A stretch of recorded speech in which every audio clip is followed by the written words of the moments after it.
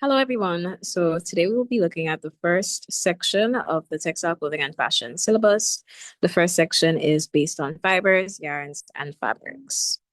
Now, the first objective is to discuss the importance of textiles. And textile, we should first establish that it was a term, or it is a term that was originally used to refer to woven fabric. And as we will see later on in a moment, woven fabric or weaving is one of the methods of creating or constructing fabric. It is actually one of the oldest methods. So, in times of old, woven fabric was probably most likely the only construction method or the most popular construction method that was used. So traditionally, it has always been used to refer to woven fabric. However, as times have changed and we've become more advanced with new methods of constructing fabric, we still use the term textile to refer to any kind of fabric or cloth. So it's a term that you can use interchangeably with terms like fabric and cloth. Now, the industry of garment construction and fashion largely utilizes textile. However, textile is not only used in the garment construction or fashion industry. Industries such as transportation, industries like interior design, soft furnishing, even accessories, and the food industry, even medical facilities. Later on, we will go further into medical textiles, but there are there's a large amount of industries that utilize textiles. So it's important to note for that objective that textile is referred to as any fabric, even though traditionally it was just used to refer to woven fabric, but also there are a number of industries that utilize textiles. And it's important to note probably different industries and examples where textile is used. For example, if I say textile is used in the soft furnishing industry, I can say that, okay, I use fabric or I use cloth to make throw pillows or something like that. So just familiarize yourself with maybe a couple examples of how you use fabric in different industries. Now, there are some terms that we also need to learn. One is fiber, and that is, I would like to say, the building block of any type of fabric, right? So it's like the base units or the smallest units of any type of fabric. Kind of like how the cell is the foundational units of any living organism. Your fibers are the smallest part of your fabric, right? Now, these are hair-like structures that can be twisted together to form yarns. And as I mentioned yarns here, I just want to also establish that yarns, when fibers are spun together, that is where we get yarns. All right. And yarns are now used to create fabric. So we go from fiber to yarn to fabric. Or in some cases, you can go straight from fiber to fabric. That's in the cases of bonded fabric or in the cases of belted fabric, which we would later on discuss when we discuss other methods of constructing fabric. But it's important to note that generally, especially for woven and knitted fabric, you would go from fiber to yarn to fabric. So your fiber is the smallest unit of any fabric. They're thin hair-like structures. If you just pull a strand of your hair, you could consider that a fiber, right? And when those are twisted together, you form yarns, which can now be woven, knitted, or even sewn, right? So that's it for fiber and yarns, but we also want to discuss two terms, staple and filament. Staple fibers, or you would sometimes see staple yarns, these are short fibers or yarns. So wherever you see the word staple, know that it is describing the shorter version of something. Where you see filaments, we're talking about length or we're talking about it being long. So your fibers can be filament fibers, long fibers. And your yarns, sorry, can also be long yarns or filament yarns. So it's important to note that. Let's look at cloth again. Another word we would have used for cloth would have been fabric. And as we would have discussed earlier, textile is also a term that can be used for either cloth or fabric. Let's talk a little bit about fiber blends and fiber mixtures. So blends is where you use two different fiber contents in a yarn. So it's kind of like putting two, let's say like you were to mix two colors. how you will end up with a blend. You would end up with a combination that represents or that reflects the content of the two uh, initial things that you put together, right? However, a fiber mixture would be creating fabric in one direction, you will be using one fiber content, and in the next direction of weaving, you'll be using another fiber content. So mixtures are a bit less of uh how should I say, like a bit less of a cohesive combination. Your blends are where you use the two fiber contents on both directions of woven fabric. But your mixtures would be where you use one fiber content on the warp. We'll discuss later what warp and weft and all these things, all these terms for woven fabrics are. But just understand that with your blends, you use two fiber contents at each point of making your woven fabric, but with mixtures or fiber mixtures, I should say, you use different fiber contents in different directions. Okay. And I'll try to explain that again when we get to weaving, maybe with the visual of a woven fabric, you'll understand better. Now, your microfibers, as the name suggests, micro would be fine or smaller fibers. Generic fibers and trade name fibers, you'd probably want to learn those two together. Just remember that generic would refer to anything that is not necessarily branded or taken under a specific umbrella of fibers. And trade name would be those that are branded or they have special characteristics based on the manufacturers or whatnot. You could think of this in the sense of any other commodity that you were to use, probably like your shoes or your let's say t-shirts. You have specific ones that are branded and then you have some that are generic. So your trade named ones would go under a particular branding and whatnot, but your generic ones are, yeah, they're a group of related fibers, as you said, but it's not unique to any particular brand. We also have textile properties and characteristics, which I also want you to kind of learn together. Your textile properties refer to the traits or qualities that you can find in textiles. However, the characteristics would be these traits and qualities that help us to distinguish between different textiles. For example, I could say that this fiber, this textile is shiny, or I could say it is heavyweight, so it's not lightweight. That's just describing the textile, or that's just describing the fabric. However, if I were to describe it in a way that tells me that this is probably linen, or it tells me that this is something with a cotton content, then those are the characteristics. So maybe I say it has this percent density, or it has this particular way it shines, and that distinguishes it from another textile. That would be its textile characteristics. So properties just describe, but characteristics help you to distinguish or set aside or identify based on what is being described.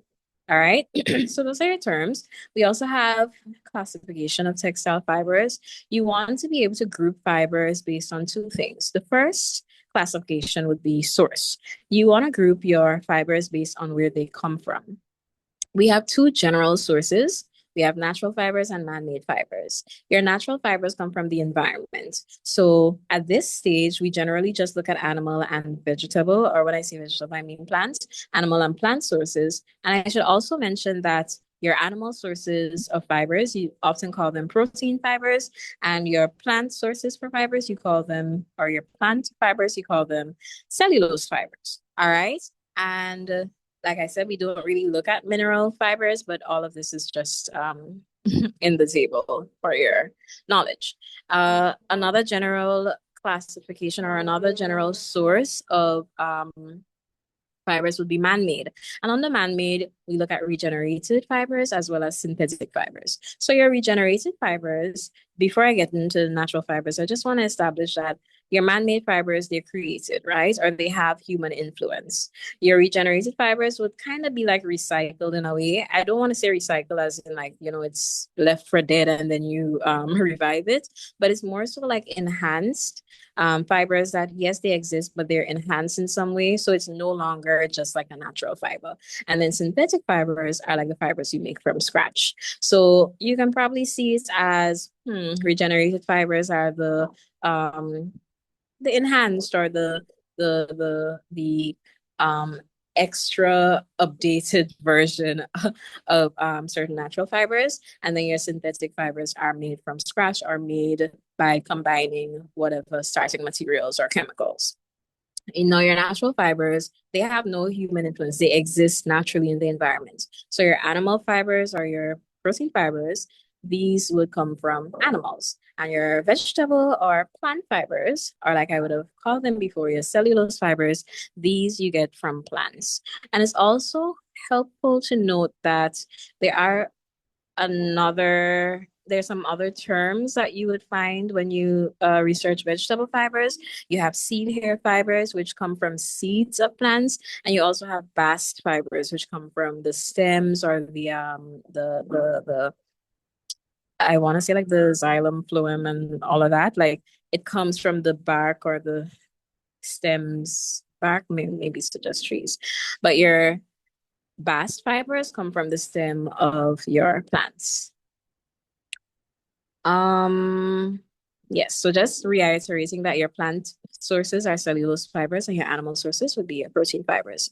We also want to classify our fibers based on length, and these are terms that you would have seen before. Your staple fibers refer to short fibers, and your filament fibers are referring to long fibers. So again, just to kind of zoom back out, this is how you classify your textile fibers. And the two classifications we tend to look at would be classifying them by source. So that means I'm grouping them based on where they come from. And we also classify them on length. So that means I'm grouping them based on how long they are or short they are. Okay. Now, you also have to get familiar with the physical structure of fibers. And when we say this physical structure of fibers, how they appear under a microscope, right? Now, with the naked eye, you would not be able to see them with this great detail. But if you are able to view certain fibers under a microscope, there are certain distinguishing features that would help you to be able to identify them. So, for example, you have cotton fibers, which people tend to say looks like twisted ribbons. I don't know. You could probably let me know what you think. But they do look somewhat distorted by twisting. And linen fibers tend to, I feel, kind of look like sticks or bamboo in a way. You also have wool fibers. I always feel like that looks like a strand of hair. And if you notice in these images, you have like the longitudinal uh, uh, visual of it, and you also have like the cross section. But I was not able to get pictures like that for all of them. However, wool generally has this appearance of hair, human hair. And if you think about it, wool, which comes from a sheep or, well, I don't know if it's classified as wool if it comes from anything else. But generally, wool would come from sheep. And if you think about it, a mammal with hair, it's kind of like the same makeup. So if you see something that looks like a strand of hair, more than likely it's wool. And silk also to me kind of looks like splinters in a way. So yeah, you can try to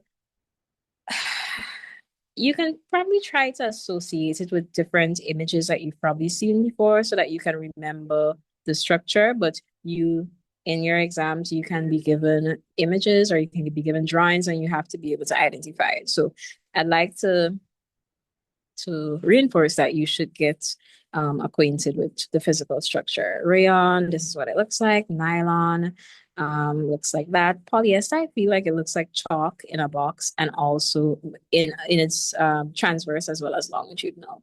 And then spandex, I feel like it generally has a stretchy look. So I feel like that would be one that's easy to identify. But just in general, learn the structures or learn what they look like so that you're able to identify it if you're asked to. Just a reminder that cotton and linen, these are your plant fibers or cellulose fibers. They are natural. Wool and silk are animal fibers. They are also natural. Animal or protein fibers, they're also natural. Rayon and nylon are regenerated fibers. So they are man-made, but they're regenerated. And polyester and spandex are synthetic, also man-made, right? Um, let's look a little at the properties of fibers. I would not delve in deeply as to like the individual properties of each fiber listed here, but I try to give you a little bit of a blend. Cotton and linen are natural and plant or cellulose, and your silk and wool are also natural, and protein are from animals, right? Now, the properties, as we would have discussed a little higher up, your properties sort of describe traits or qualities, and they're not necessarily specific to any particular fiber. But let's take a look at some of the properties that you would come into contact with. So your acid-base resistance, this could be very helpful in terms of like laundering because of course, you know, your fabric would come into contact with different chemicals as you launder or just generally manipulate your fabric. So the acid-base resistance, how it holds up when it comes into contact with different chemicals, whether acid or base, that is a quality or a property you would find very helpful to be acquainted with. Length of fiber, that's kind of an easy one. A lot of times you see like natural plant fibers tend to be short. Well, I should say cotton is a short one, and cotton is a very popularly used fiber in a natural plant sense, but we also have linen, which is a longer fiber, right? Silk tends to be a very long, continuous strand because if you think about how silk is retrieved, it is actually from a silkworm, and the fiber is actually if you think about how these worms or caterpillars and so go through metamor meta well metamorphosis, and they have to form like their chrysalis and whatnot. So the cocoon or the chrysalis is actually what the fiber is being retrieved from. So it tends to be a very long and continuous strand. When you put it into hot water and you retrieve the strand, you start to unravel the strand, it gives you a long and continuous strand. So it tends to be a very long fiber. But I think I should also note that the way that silk is produced is actually uh, associated with animal cruelty. So you would see people tend to go for, well, I mean, if you want the look or the qualities of silk, you go for silk, but generally it's not I guess it's frowned upon to use anything that I guess is comes from any cruel way of retrieving it from animals. So yeah, in the case of wool, like wool comes from sheep, the hair grows back. I guess that's not really considered animal cruelty. I could be wrong, but silk generally is the process for retrieving it is one that is not very ethical. So I just said all that to say that it tends to be a longer strand. Um, and will obviously, based on how it's retrieved, you know that the hair for sheep don't grow very, very long. So you know that that's a short strand. So I was just saying that length of fiber, it's kind of an easy one because you can think of it or you can think of about where the fiber comes from or think about how it's retrieved and you get an idea as to the length of the fiber if you're able to like, you know, visualize that. But another property would be durability. If it is strong or if it's able to, I learned that durability is actually measured in rubs. So how is it able to hold up after like a series of abrasive rubs, you know? So that's durability. Luster is one that refers to shine. So is this shiny? Is it not shiny? Does it have high shine? Does it have low shine? That's what we're talking about when we talk about luster. Absorbency, how is it able to retain liquid, or how is it able to retain anything that is of liquid content? So that's absorbency. Elasticity, is it able to stretch and recoil? Because something could stretch and not recoil, and it would not be considered elastic. So elasticity is its I guess you can say resistance to stretch because well, not resistance because it would stretch, but its ability to retain its original structure or its original its ability to retain its original length or shape after it's been stretched. And then we have resistance to temperature.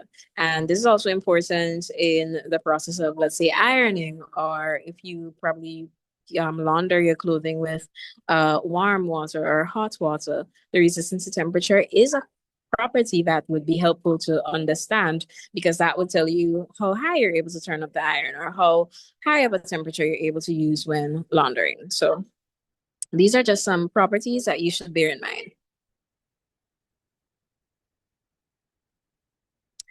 Now take a look at the tests that you would use to identify certain fibers and fabrics. Now, based on what project you're working on, or if you're doing something that requires a particular type of fiber or fabric, you would want to be able to make sure you're identifying it or you're able to distinguish it from other types of fabric. So generally, we have two categories of testing. You would have preliminary tests, which give you a gauge as to what it is, but confirmatory tests generally help you to narrow down or say for a fact that this is made of XYZ fiber content. Under your preliminary test, we have visual, tactile, and burning. Visual would refer to how it looks, right? So when you look at this fabric, does it appear to be cotton? Does it appear to be linen? Does this fabric appear to be silk, whatever it is, based on qualities that you are acquainted with? How does it look and how does it appear to be? What does it appear to be, right? So that's visual. With tactile, that's how you feel it. When you feel it, does it feel like cotton? Does it feel like silk? Does it feel like rayon, right? So again, these are qualities that you have to kind of know to be able to distinguish and say, well, hey, this is what it feels like. And then the burning or the flame test, I would show you a chart. This, you might not really know all of them off your head, but this kind of guides you. If you were to take a piece of the fabric or a few strands of the fiber and you were to hold it to an open flame, this would help you to sort of distinguish it based on how it approaches the flame, based on how it behaves in the flame, based on how it behaves after the flame, how it smells, and the kind of ash that it leaves behind, as well as if this flame is extinguished on its own, or if you have to extinguish it, if it has like an afterglow, and all of these things. So with the flame test, you're able to kind of gauge based on how the fibers behave in contact with a fire, right? Again, it's just going to be like a small piece of fabric or a few strands of the fiber, and that would help you to have a preliminary understanding as to what this fiber is. Now, preliminary tests are also called non-technical tests. And as you can see, they don't require any great set of equipment or tools to really narrow down what fabric it is. That being the case, it's not very accurate. It's not necessarily going to give you the correct answer. You probably would still have to follow up with confirmatory tests. Confirmatory tests are also called technical tests, and this would help you to further narrow down or know for sure what the fiber content of this fabric is. All right. It should also be noted that confirmatory would require technical stuff, as you would later on, as you would realize. So there would be certain equipment or certain tools or certain things you'll need for confirmatory tests that you wouldn't have had to really bother with in preliminary or non-technical tests. So let's take a look at confirmatory or technical tests. Microscopy is one of them. And as you would have realized that I would have said earlier, different fibers had different physical structures. So understanding these structures or being able to identify these fibers under the microscope would help you with your microscopic confirmatory or technical test. But of course, this would require you to have a microscope. Chemical solubility, this is one where you dissolve or you attempt to dissolve certain fibers or the fiber in question. You attempt to dissolve it into different chemicals. And based on its interaction with that chemical, you can tell what fiber it is. So, for example, acetate usually dissolves in acetone. So, if I see my fiber, which I assumed was acetate, and I attempted to dissolve it in acetone, and it does dissolve, then I would know that for sure it's acetate. All right. And you also have like other chemicals, maybe like sodium hydroxide and whatnot, that you can use to dissolve or to test different fibers. But there would have been that preliminary test where you probably looked at it, felt it, or burned a few strands of it to have an idea as to what it might be. So confirmatory or technical test is just used to narrow it down. This right here is just a table kind of narrowing down or giving you an idea as to how different fibers behave in and out of the flame, the kind of ash that they give you, the odor of the flame or whatnot. Again, you don't have to know this in like great detail, but it would be helpful to note the differences in and I try to use very common fibers.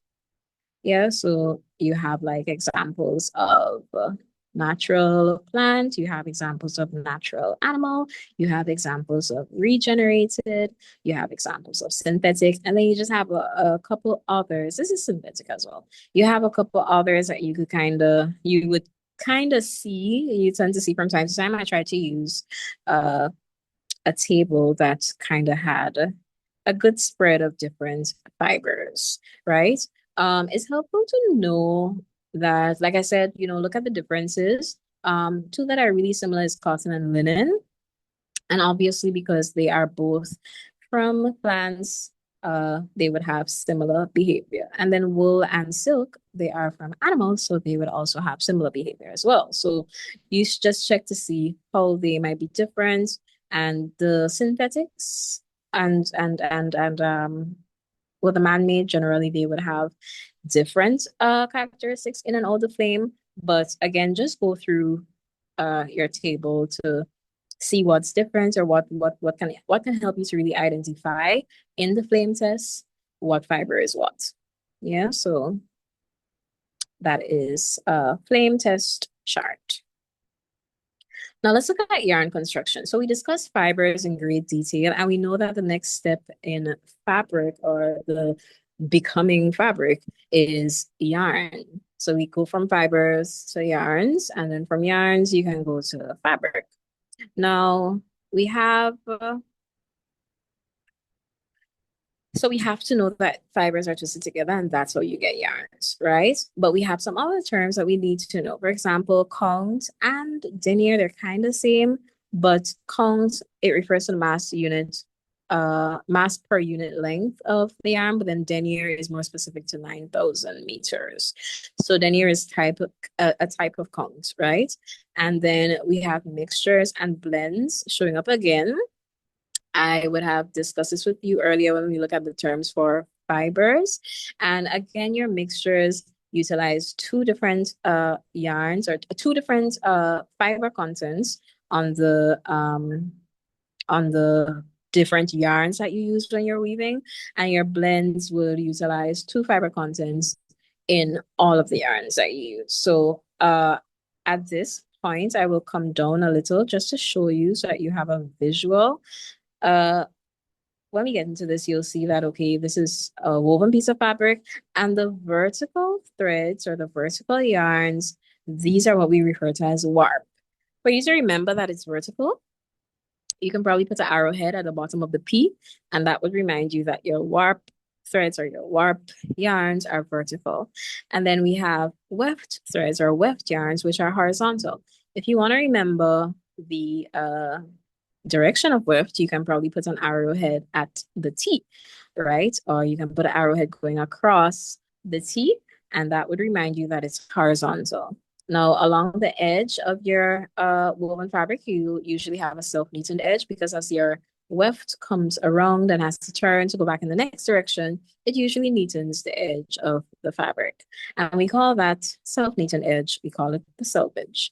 All right, so we have our warp and we have our weft, and the diagonal is usually called the bias, but that's not what we're really discussing right now. I just want to point out that if you were to use a different fiber content on the warp and you were to use another fiber content on the weft, so you're using two different types of yarns, two different fiber contents, um, fiber containing yarns, then you would have a mixture. However, if I were to take two, let's say I were to use cotton fibers and polyester fibers, and I were to put them together and I use that combination on both my warp and weft, that would be a blend, right? Because I would have both fiber contents on both warp and weft yarns. If I were to have one fiber content on my warp and one fiber content on my weft, that would be a mixture, okay? So that's just to give you an idea, a better idea, so that you understand mixtures and blends a bit better.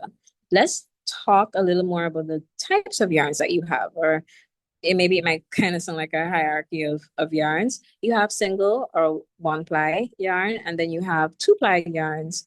And I like to think of it like toilet paper. You have like two ply, one ply, which is not as durable, but then you have two ply and three ply, and it kind of goes up and it gets more and more durable, right? So your simple would be like your one ply, right? It's just one strand. But then your plied, your two ply, three plied, etc., that would be multiple strands twisted together. We also have complex or novelty yarns, which are not as smooth and straight. I like to think of that by visualizing hair. You would have some hair types that are very straight, and then you have some hair types based on ethnicity and race and whatnot. You'll have some hair strands that tend to be coiled, or some tend to be curled, or some tend to be wavy, or some tend to be kinky. And that kind of helps you to get an idea as to complex and novelty yarns. It's important to note that complex or novelty yarns, they tend to create fabrics with a bit more texture or a bit more of a visual and tactile effect, right? Because it's not smooth and continuous. The fabric would just not be flat, you know? And then you have carded or cabled yarns, which are multiple plies of yarns twisted together. So I like to think of that as a rope, because if you were to really break down a rope, really what it is multiple little ropes twisted together, right? Or you can think of this as if you were to braid your hair like with a twist and braid another two strands with twists, then you try to kind of like braid those two braids again, right? So that's your carded yarns. So now that you understand the different types of yarns, you should understand how they're formed. So we have like traditionally, it used to just be twisted together, but now we have machinery and certain technology that can do the twisting for us. And in that case, we call it spinning, right? So spinning is just like the higher version, or I should say the more efficient version of twisting. So you have two, three, or multiple strands of fibers twisted together or spun together to create the yarn or the type of yarn of your choice. All right. Now from yarn to fabric. Now, earlier I would have said that you have different methods of constructing fabric. So you have weaving, which is the typical method and probably one of the oldest methods and a very popular method up to this day. And this would be where you have yarns that run vertically as well as yarns that run horizontally, and they're interlaced together, meaning that they sort of go over, under, and on the next strand, it would kind of go under, over. So that's a switch of interaction would allow it to stay kind of stable, right? It's not going to fall apart because there's an alternation in the way that it is interlaced. Yeah. So that is woven fabric, and that's how you weave fabric. You have your warp, you have your weft, and a selvage is usually formed along the edge of the fabric. It should be noted that woven fabric is usually very stable, very uniform, no stretch unless it's made with a fiber like spandex, which has stretch. If we were to move on to knitting, however, that would be created by the interlooping of yarns. So instead of having your fiber going over, under, it kind of loops together. And because of that looping effect, you end up having a slight stretch. In some cases, you have more stretch than others based on how the yarns, are looped together. But That is one of the characteristics of knitted fabric. It tends to stretch, whereas woven fabric does not stretch. Now, remember earlier when I said that some of the, or two of the methods of fabric construction sort of skip that stage of yarn construction. So they go straight from fiber to fabric. This is bonding and felting, and they're very similar in terms of the concept to create them is fibers coming together. But with bonding, which is usually thinner fabric, usually less durable, you use it a lot for, like disposable shopping bags and whatnot, wipes and that kind of stuff. So you have your fibers and you press them together, usually with an adhesive material, so it's able to stick together and it stays. However, with felting, you usually press, layers of your fibers together and it stays together because of the moisture, the heat, and the agitation that it's pressed together with. So that way, it's going to give you a bit more of a stable fabric. It's not easy to rip, like bonding, but it's a similar concept in the sense that it goes from fiber straight to fabric. Well, now let's take a look at some terms as it relates to fabric construction.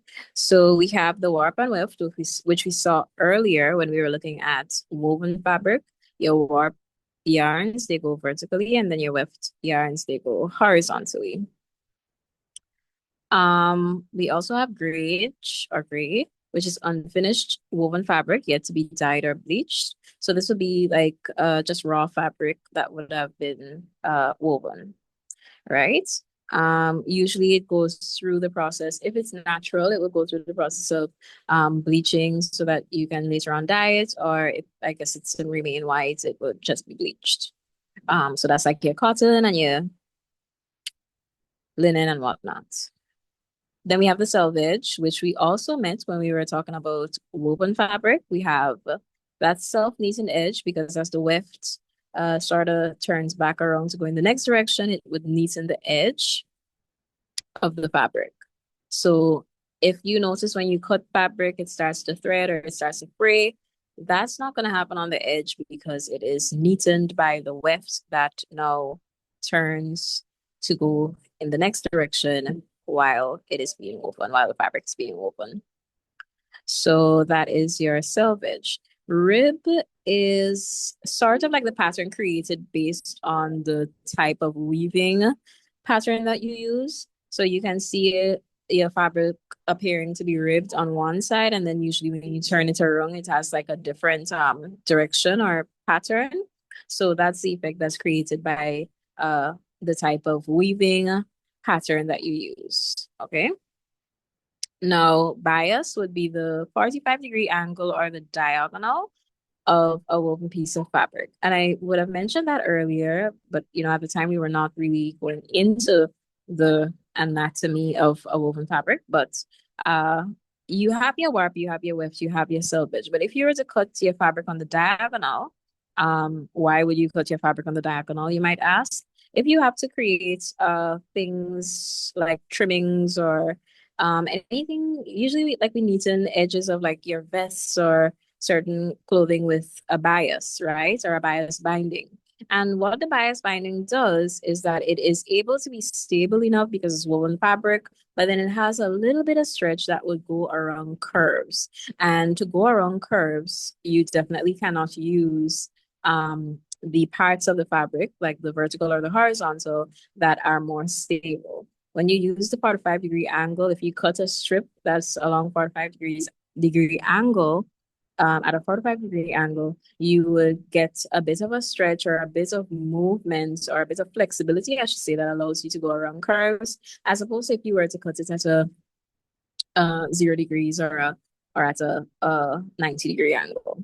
Yeah, so that would be your bias. The 45-degree angle would be your bias. And we tend to use bias strips to neaten edges of certain clothing, whether it's like along the necklines or along the armholes, certain curved parts of clothing, and for other reasons too. But generally, that's one of the more common uses of your bias binding. So your bias is the 45-degree angle from the warper weft. Then you have coarse and wale. Your wale is actually the vertical. This is a mistake. Your wale is actually the vertical row of threads along a knitted piece of fabric, or yarns are along a knitted piece of fabric, and your coarse is actually the horizontal. So what is in text is actually a mistake, but it's all the way around. So your wheel is vertical and your course is horizontal. That's when it comes to knitting. So if you were to think about how you have your warp and weft, that would be like your course and wheel in knitted fabrics. And then purl is a type or a method of stitch used for knitting. All right. Now let's take a look at some technological developments in fiber and fabric construction. So that's kind of like what's new or what has been the latest developments in terms of fabric over the years. Um, the first thing we want to look at is new fibers like lyocell. Lyocell is actually very similar to cotton because it is, in terms of properties, because it is actually derived from wood pulp. And if you know anything about wood pulp, it is also natural and from a plant source. So it would be very similar to things like cotton and linen if you look at the properties. However, it is very great for sensitive skin as it's natural as well. It is very degradable, and all of these are things or properties you would expect in natural fibers, as well as it is very absorbent. So that's good. So any person that like needs like hypoallergenic fabric, that would be really good for them. Okay. We also have geotextiles. Geotextiles, as the name suggests, geo suggests like soil or the ground or the earth, right? You tend to use these fabrics for stability or like reinforcement in agriculture, or I would say agriculture because I'm not sure as to like its use in any other industry, but it creates an option for a permeable support system, as opposed to if you were to use like other material in the soil for support, like if, let's say you need to like make a back wall, or you need to make something that would support soil maybe on slopey areas or whatnot. You can use geotextiles because you know for sure that in terms of irrigation or water passing through and all of that, it's not going to be a problem because the fabric is permeable. As opposed to if you were to use plastic, other things that might not be very safe for the soil, etc. So geotextiles is another new or another recent development in fabric and just the textile industry. We also have self-cleaning textiles, and this is more so there's some fabric finishes that might be anti-soil or soil resistant, but the actual fabrics that are self-cleaning, they're actually nanotech based, and they allow for smooth runoff, or in other words, it's not really that it's going to clean itself, but more so it doesn't get dirty, or it doesn't the soil or the dirt does not adhere very much to the fabric. So it would be easier to clean because of that technology, or because of that surface that's created based on the nanotechnology. Now, medical textiles, these are used in the medical industry. However, you do have textiles that can be used externally, and you have textiles that can be used internally. The textiles that are used externally, of course, they have to be like sanitary and all of that. They could be used for dressing wounds, support, for example, like when you have to like get a cast and all of these things. However, the ones that are internally have to be of medical grade in the sense that it being used internally, it cannot be invasive, or it cannot cause further issues internally. For example, there are fibers that you can use to help with regenerating certain tissues and whatnot. So you wouldn't want it to cause any issues with other tissues or other systems in your body. So there are certain precautions that have to be taken in terms of like sanitary and the nature of the material that's being used. But it's just so that you know that there are fibers that can be used externally as well as internally as it relates to medical textile. So you can do a little more research on that, but the medical industry has been using fibers and textiles as well. CAD and CAM, this is moving a little away from fibers or textiles per se, and moving more to like the mechanisms for creating things. So CAD is computer aided design, and if you have had any experience trying to create a let's say you want to do a sketch for something or you want to make a pattern for something and you have to do it manually, it could be pretty time consuming. And in the event where you have to like make mistakes, if you made mistakes or whatnot, and you need something to be replaced or adjusted, that could also cause issues as well. So to avoid these irregularities or to avoid any complications that come with doing these sketches or designs manually, computer aided design offers you the option of doing it electronically, and it makes it easier, less time consuming. And of course, you have to be skilled to be able to use the programs or the platforms on which these are available. So I don't know if you are acquainted with things like AutoCAD, and I mean, there are a lot of other programs or platforms that can be used, but that's just one that I can think of off my head that helps with designing when you are trying to do it electronically. But I know that AutoCAD is more like you use this more for like architecture and whatnot, but there are similar programs that you can use if you want to like do pattern drafting and that kind of stuff. And of course, there are sketch platforms and programs or apps and whatnot that you can use. And the complexities would vary. Some there would be a learning curve, but it makes the job easier. Similarly, computer aided manufacturing allows for you to manufacture with minimal physical inputs, in the sense that technology is putting things together. Technology is what is being used, or machinery is used to do the things that we would have done physically. However, that also needs to be supervised by humans. And of course, you have to have the skill sets to operate the technology or the machinery that's involved. So both come with their upsides, but of course, require training and all of that just to ensure that the process is smooth and efficient. But these are also some developments that have made the textile or the garment construction or just fashion and fabric, fibers, all of that entire industry easier to work in. Now, there's some factors that you want to consider when you're selecting fabrics, because of course we looked at fibers, we looked at yarns, we look at how to construct fabrics, and we look at different applications of fabric, especially newer applications of fabric, because you're already aware as to how fabrics can be used in the garment industry. But when you are selecting fabrics, there are certain things that you want to consider, and these are as follows. So purpose, what you would like to use the fabric for, you want to consider that before purchasing or before retrieving your fabric, because different reasons or different uses of your fabric would cause you to make different selections. Now, the care of the fabric, if you are able to care for it as needed, there are certain fabrics that might require specialized care, then this is something that you would need to consider before purchasing or before selecting this fabric. Are you able to care for it as it is recommended?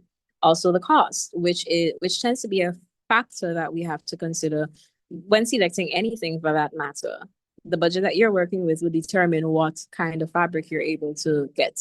The reputation of the sales outlet, generally, this may not be an issue, but with increasing vendors and whatnot, if quality is something that matters to you, you would want to check out the reputation of the sales outlet that you are working with, or the reputation of the vendor that you're working with, to ensure that you get the best quality for the best prices. Design, based on what it is that you're creating or what it is that you are, and this kind of follows up with purpose, based on what it is that you're using the fabric for, and the design that's necessary to create whatever effect that it is that you desire. The fabric that you choose would determine the outcome. So the design is something you want to consider. Labeling information is something that we don't always look at, but labeling information could give you an idea as to the fiber content of your fabrics. And if it is that, let's say, there were situation where you had to use particular fiber content or you were to avoid particular fiber content, let's say because of an allergy or because of the effect that it would create for whatever purpose you're using it for, you would want to take a look at the labeling information because it guides you as to what you could or cannot use. Fiber properties, like I would have discussed earlier, this is something that would be mentioned in labeling information, but it's also something that's worth mentioning on its own. The fiber properties are the fiber content, and by extension, the properties will determine if you're able to use this particular fabric or not. And then the quality designation, I would have give mention to the quality earlier, but it also is worth mentioning on its own. Quality would determine what you do finally decide to go with. So this sort of wraps up fibers, yarns, and fabrics. If there are any questions, feel free to reach out. And yes, that's about it. We looked at the importance of textiles. So we looked at what textile is or what we refer to it as over the years, and we looked at different industries that you can find it in. We looked at some terms that are specifically related to textiles, and they're terms that you should know because they do pop up in questions, maybe not necessarily to define, but they help to give some context when you're answering your questions. We look at how fibers are classified because, yes, we did mention that fibers are basically the building blocks of your fabric, and understanding how they're classified, and we look at two ways, source as well as length. Understanding how they're classified can give you more of an understanding or an idea as to how they can be used. So we looked at classification. We looked at the physical structure, so what they look like under a microscope. We also looked at the properties, so different properties that would determine their performance, so they would perform in different situations. We look at properties of the fibers, and then we look at how to test the fibers. So we have preliminary as well as confirmatory tests. Your preliminary tests are also called non-technical because they don't require much technical knowledge or technical skill or machinery, equipment, etc. But your confirmatory tests, which we refer to as technical tests, do require what I would have mentioned. We went in a little more to the flame test, which is a non-technical or a preliminary test. And these are just some examples of how you would expect different fibers to react in and out of the flame. We looked at yarn construction because we said after fibers, you have yarns. We looked at some terms. We looked at some types of yarns. And we also looked at how it's constructed. So we have twisting and spinning is basically the next level of spinning. So there's that. And we looked at fabric construction because once you've had yarns, you can now take the yarns and you can construct by weaving or knitting. Or in the case of bonding and felting, you can go straight from fiber to fabric. So we looked at different characteristics or just a general overview of these four types of fabric construction. And they would be, it would be helpful to understand different characteristics. For example, weaving or woven fabric tends to be stable, generally, structured, whereas knitting tends to be stretched. Bonding is not as durable because it's usually thinner and it's usually, you use it a lot in disposable things like shopping bags, wipes, and that kind of stuff. But it's very similar in terms of how it's created to felting, but felting obviously is more stable, more durable, etc. We look at terms, so terms related to fabric or terms related to fabric construction. So these are also important to note. And we look at technological developments in fiber and fabric construction, how fibers and fabric has been used as of lately in industries other than fashion or even more so to enhance their performance in whatever industries. Then we look at CAD and CAM, computer aided design and computer aided manufacturing in design and construction. And we established that they have made more of an impact over the years. in terms of making our work more efficient, etc. And we finally close off by looking at factors to consider when selecting fabrics. And we looked at a couple in detail.